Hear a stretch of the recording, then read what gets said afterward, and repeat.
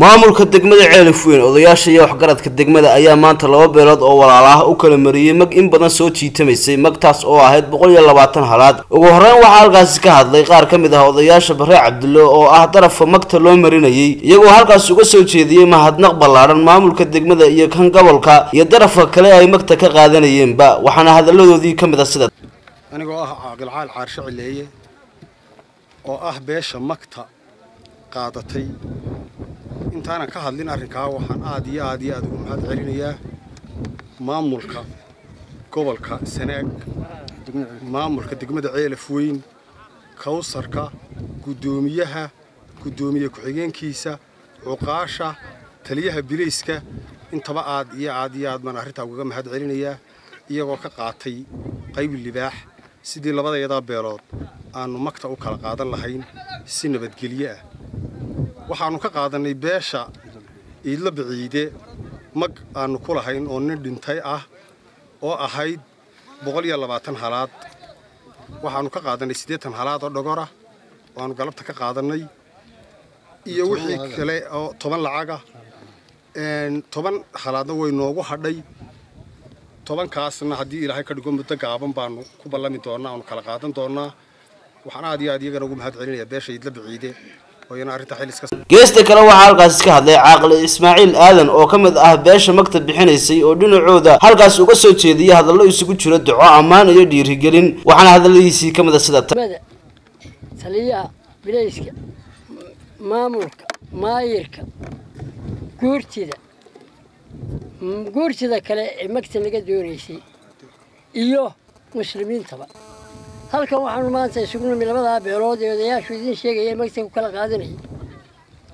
labada beelood mahadnaq waxa leh iyo abaalgud beesha Bare Cabdulle ee magta laga doonaysay waxaanu leenahay ninkii ka dhintay ee Ilaahay qadarkiisa ku dhintay Ilaahay samir iyo iimaan ka siiyo maalka aanu siinay Ilaahay u barakeeyo abaalgud iyo samirsi iyo samir iyaga muddo inoo fadhiyeen waa noo sabrayeen waa noo ihsaan faleen magtusa laba sano oo bay nagu maraysaa aad iyo aad baan ugu mahadnaqaynaa yeesta kale waxa isna halkaas ka hadlay gudoomiye ku-xigeenka degmada Ceelafweyn oo ammaan ballaaran halkaas uga soo jeediyay labada beelood ee magta kala qaadanayay baaqna u diray cid kasto oo mag lagu leeyahay inay sida ugu dhaqsaha badan isaga bixiso alxamdulillaah ta'ala wasalaatu wasalaamu ala rasuulillah sallallahu alayhi wasallam amma ba'd assalaamu alaykum warahmatullahi wabarakaatuh maanta way bishu tahay 8 bishii 12aad waxaanu halkan diyo ay ku kala qaadanayeen laba beelood oo cuqaashoodii joogto kana hadli doonto munaasabadan aanu isugu nimi annagoo ah maamulkii degmada Ceelafweyn cuqaashii degmada Ceelafweyn iyo labada beelood ee diyada kala qaadanayay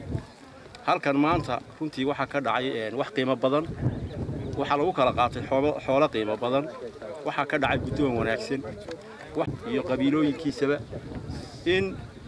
wixii diya lagu leeyahay ay ciidii ay siiyaan ayaan ku boorinaa kuna baraarujinaynaa waxa kale soo jeedinaynaa qofku inta uu diyada lagu leeyahay inta aanu malakumowdku soo gaarin inuu iska bixiyoba quman gabagabadii waxa halkaas ka hadlay gudoomiyaha degmada Ceelafweyn oo halkaas ka soo jeediyay hadallo isugu jira ammaan mahadnaq iyo dhiirigelin waxaana hadaladiisii kamid ah waayeelka booliiska baada saxaafadda iyo dhammaan dad weynaha halka isugu dhamaantii waxaan ku salaamayaa assalaamu alaykum warahmatullaahi wabarakaatuh ugu horeyn waxaan halkan ka tacsiyeeyay beesha uu ka geeriyooday warxuukan maanta diyadiisa la kala qaadanayo waxaan leeyahay Ilaahay samir iyo iimaan ka siiyo awlkiisa sanna Ilaahay hadin siiyo mar labaadka waxaan halkan uga mahadnaqayaa beesha Idla Biciide